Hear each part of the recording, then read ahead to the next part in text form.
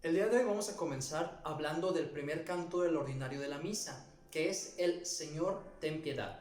Señor, ten piedad viene de la aclamación griega Kyrie eleison, que se intercala con la otra aclamación Christe eleison, que significan Señor, ten piedad, Cristo, ten piedad. La palabra griega Kyrie viene de el sustantivo Kyrios, que en griego significa Señor. Sin embargo, esta traducción en español no es muy clara para nosotros en el sentido que tiene el original griego. En la cultura grecorromana, la palabra Kyrios viene a significar Señor en el sentido de dueño de esclavos, dueño de posesiones, persona con poder económico, social, cultural. De esta manera, los dueños de los esclavos o patrones de las casas eran llamados Kyrios, Kyrie, por sus esclavos o por sus inferiores. También sucedía que cuando algún comandante o el mismo emperador venía a visitar una ciudad después de haber triunfado en una guerra, se le hacía una gran fiesta y mientras el emperador pasaba, la gente le gritaba Kyrie eleison, Señor, ten piedad de nosotros, y algunas veces les lanzaba unas monedas de oro como regalo.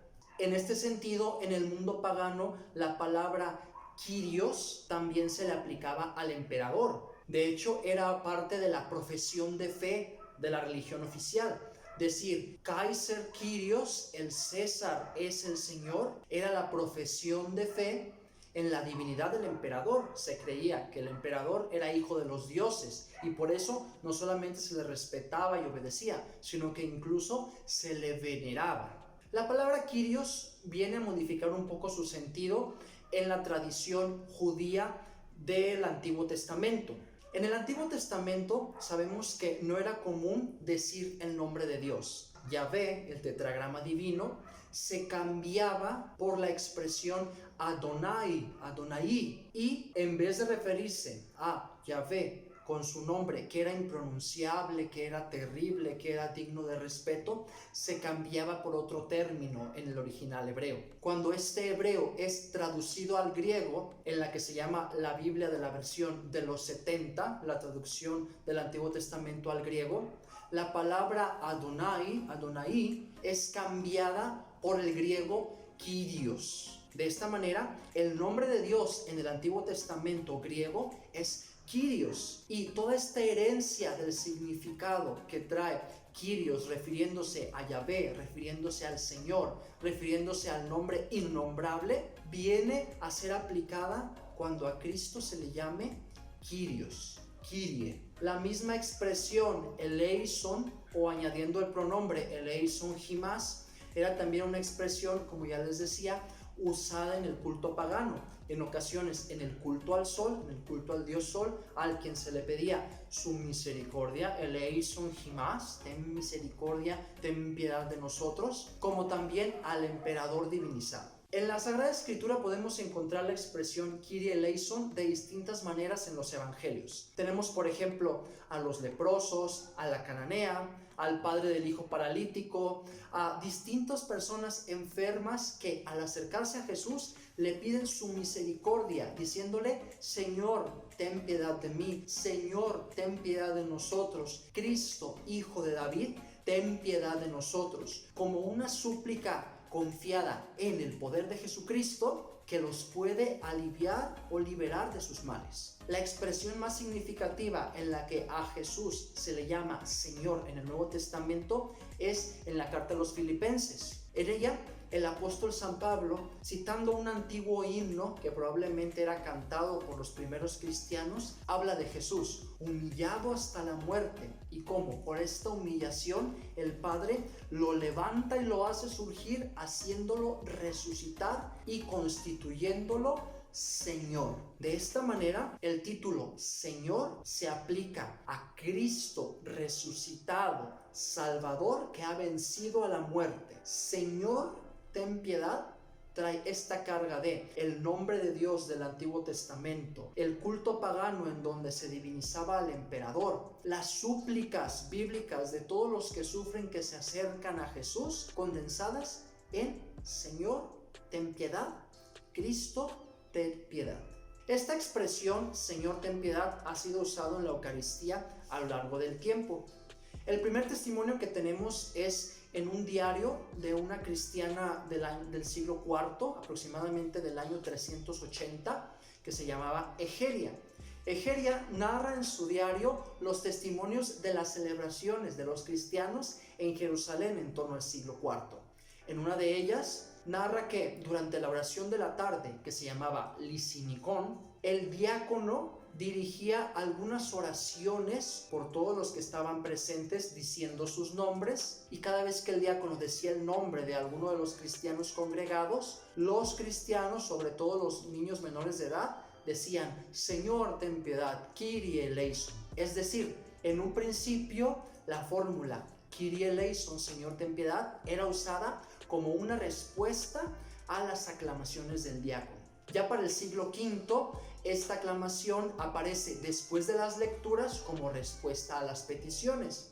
Esto lo atestigua San Gregorio Magno ya en torno al año 600. Para tiempo de San Gregorio Magno, esta aclamación es trasladada después de las lecturas al principio de la misa. De hecho, para este tiempo ya se alterna la oración Señor, ten piedad con Cristo, ten piedad, Señor, ten piedad. Para el siglo VIII ya tenemos el testimonio de que se repetían 3 veces cada una: Señor, ten piedad, Señor, ten piedad, Señor, ten piedad, Cristo, ten piedad, Cristo, ten piedad, Cristo, ten piedad, etc. Cada una de ellas dándoles un sentido trinitario y en una interpretación de esos tiempos, refiriendo la primera al Padre, la segunda al Hijo, la tercera al Espíritu. Esta interpretación trinitaria ya no se usa en la actualidad. Hoy entendemos que la aclamación es meramente cristológica. Señor y Cristo es el mismo. En la actualidad, la aclamación se realiza de la siguiente manera. Para entenderla tenemos que citar la Instrucción General del Misal Romano, que es el libro con el cual se nos explica cómo utilizar el mismo misal, es decir, el sacramentario donde viene el ritual de la Eucaristía, y donde nos explica cómo debe de realizarse cada uno de los signos. Sería muy importante que lo leyéramos porque todas nuestras dudas de cómo celebrar la Eucaristía están contenidas en esta instrucción. La Instrucción General del Misal Romano nos dice: después del acto penitencial viene el Señor, ten piedad, siendo un canto con el cual los fieles aclaman al Señor y piden su misericordia. Si se dan cuenta, la expresión de la Instrucción General del Misal Romano dice solamente que es un canto para aclamar al Señor y pedir su misericordia. Y aquí viene algo muy interesante. En ningún lado se nos dice que el Señor ten piedad sea un canto para pedir perdón. De hecho, el Señor ten piedad no es un canto penitencial. En ocasiones le hemos querido dar ese sentido por la unión que tiene al acto penitencial que ya sucedió o por el cambio de rito cuando se utiliza lo que se llama tropos. Pero en sí, la aclamación Señor, ten piedad no es un canto penitencial. Es una aclamación al Señor resucitado, al Señor glorioso que ha vencido a la muerte, con la cual se le pide su misericordia para con nosotros. Claro, en esa misericordia va incluido el perdón, pero también va incluida su favor, su gracia, sus bienes, todo lo que puede incluir la misericordia de Dios para con nosotros sus hijos, que no agota solamente el perdón. ¿Cómo debe de cantarse?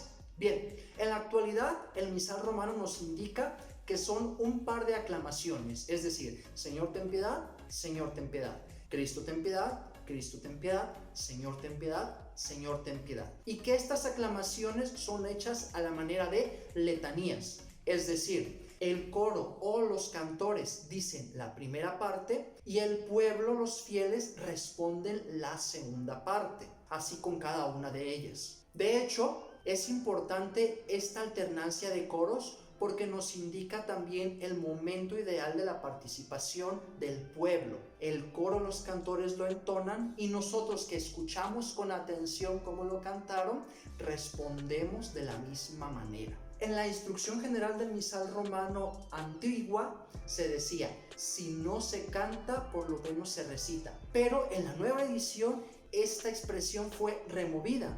¿Qué quiere decir que hayan quitado esa expresión?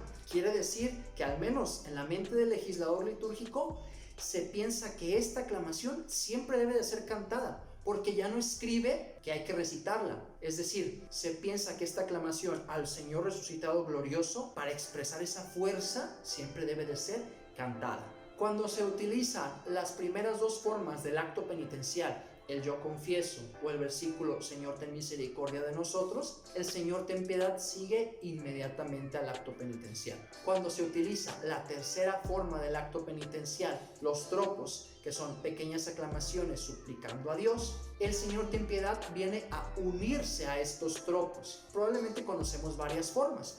Tú que has sido enviado a sanar los corazones afligidos, Señor ten piedad. Señor, ten piedad. Cuando se utiliza de esta manera, puede ser de la siguiente forma. El celebrante, algún ministro o algún cantor o el coro puede decir el tropo o cantar el tropo con también el canto del Señor, ten piedad. Y el pueblo responde también cantando Señor, ten piedad. La segunda, Cristo, ten piedad. La tercera, Señor, ten piedad. De esta manera, los tropos también pueden ser cantados, pero respetando la alternancia de las partes y los textos. Y hablando de textos, como ya lo sabemos, siendo un canto del ordinario de la misa, el texto del Señor, ten piedad no se puede modificar, no se puede cambiar. Ni por un canto penitencial, no se le añaden palabras, no se le quitan palabras, no por tu inmensa bondad, no es Señor te pedimos perdón, no es Cristo Hijo de David ten piedad.